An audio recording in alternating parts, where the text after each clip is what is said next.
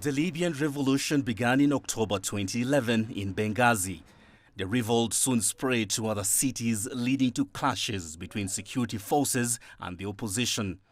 The UN Security Council took a decision to establish a no-fly zone over the country.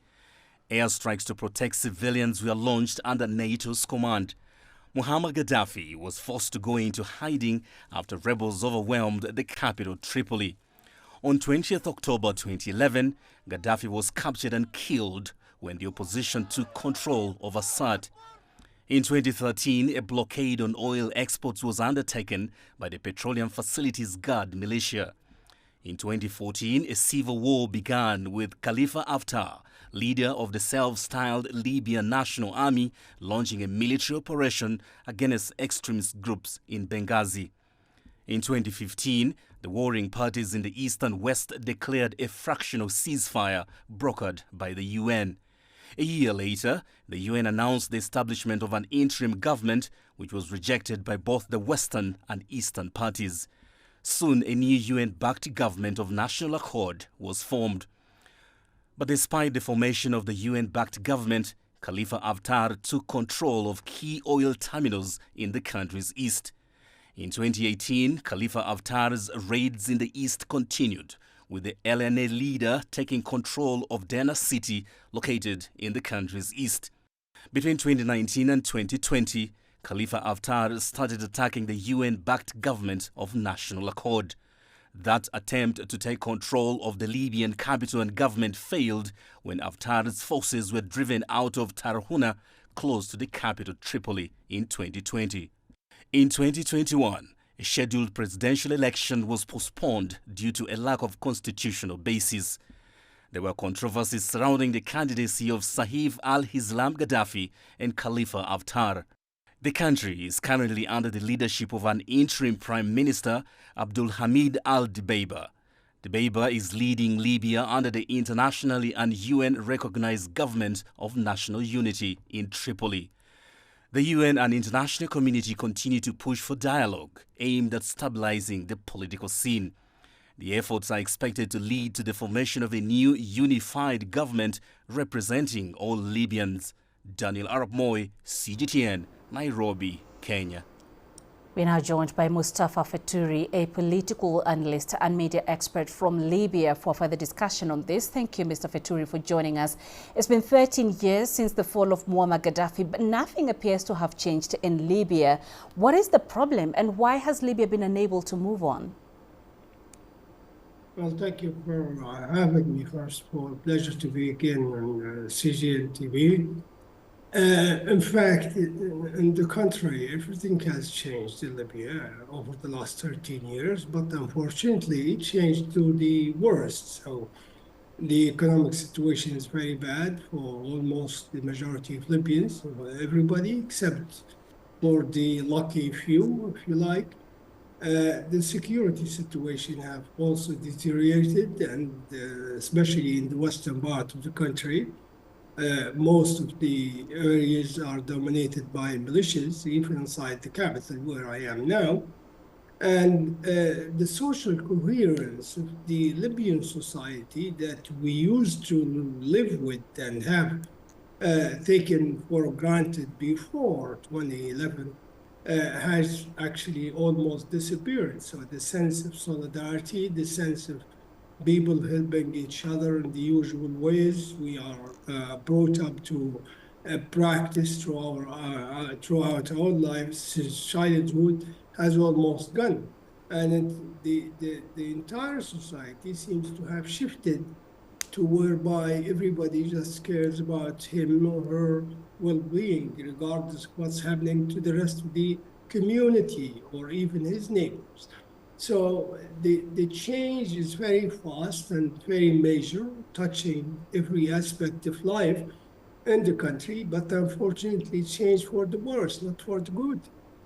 And despite all riches, the continuing divisions have increased the fragility of the Libyan economy. You've talked about thousands of civilians who remain in dire need of humanitarian assistance. So is oil the issue? And if so, what steps should be taken? Well, that's a very serious issue prevailing now, and it's a very important question that you brought up. Many people probably don't know that according to the UN estimations, there's every year there's between 150,000 and 250,000 Libyans who need almost a daily or a monthly or a weekly assistance with things like basic food and things like that. It's something we have never ever seen in Libya before 2011. There was this, when Gaddafi was in power, there was this huge programs, affirmative action kind of programs, if you like, whereby almost all food stuffs and durable goods as well, for including home appliances, for example, hugely subsidized by the government. The same goes for housing and many other aspects of daily life, including fuel and everything. So the kind of, seeing a Libyan begging for charity in the street is quite unusual before 2011. Now it's a very common scene, and it's very unfortunate.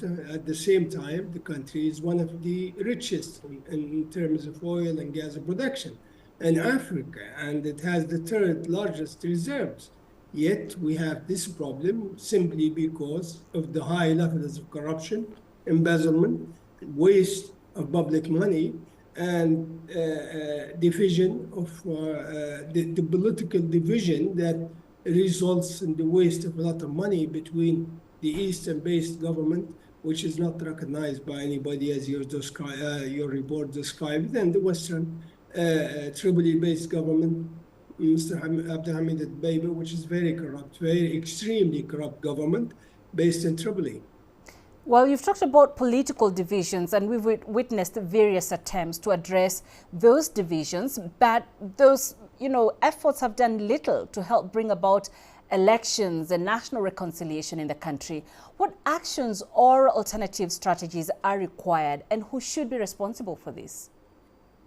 Well, the situation actually, to solve the problem in Libya is quite simple and quite complicated and difficult at the same time, simply because those people in power now, including the parliamentarians, as well as the government, the corrupt government in Tripoli, as well as its counterpart in Benghazi, including Mr. Haftar, who dominates most of Libya in terms of the military, those people, most of them do not, the majority of them actually, do not want to go into election because any voting process is likely to decide their end political career for all of them, because they have proven to the public they are incompetent and they are corrupt and they don't care about the country, they only care about themselves.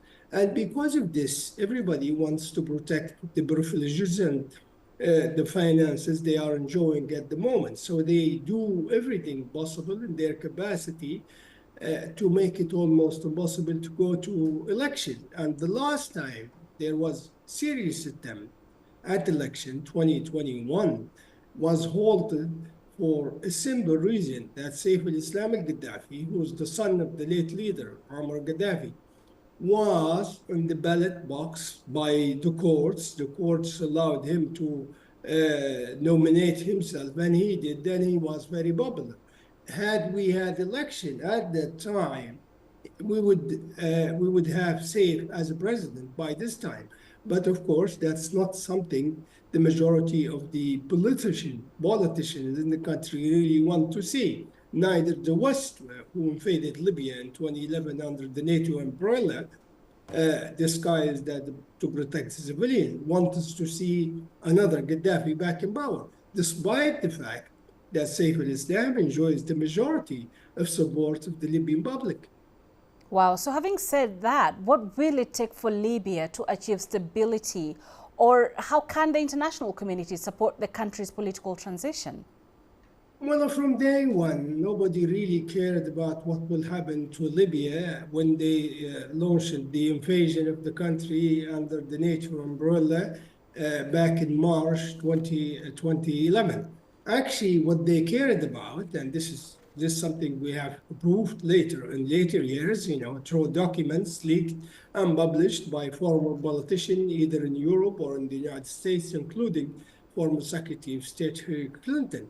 We have found out that the point of interest for most Western countries was two things. One, to end the Gaddafi in person and to end his kind of government, the way he designed the government in Libya, which he ran for almost 42 years, very successfully, we have to say. And two, to make sure that any coming in government in Libya should be puppet of the West, should always submit to the West, what the Western countries want, including France, particularly France, the UK, and the United States. And we have not reached that stage. We do not have yet enough puppets, if you like, to satisfy those imperial forces, so they let the country go. Plus the fact that the country's strategic location, as well as abundance of natural resources, make it a target for superpowers like the United States, United Kingdom, France, and of course, lately Russia, which has establishing its footprint in the eastern part and the south as a springboard, if you like, for its interferences in Africa beyond the Sahara. All right, thank you very much for those insights. Mustafa Feturi speaking to us from Libya.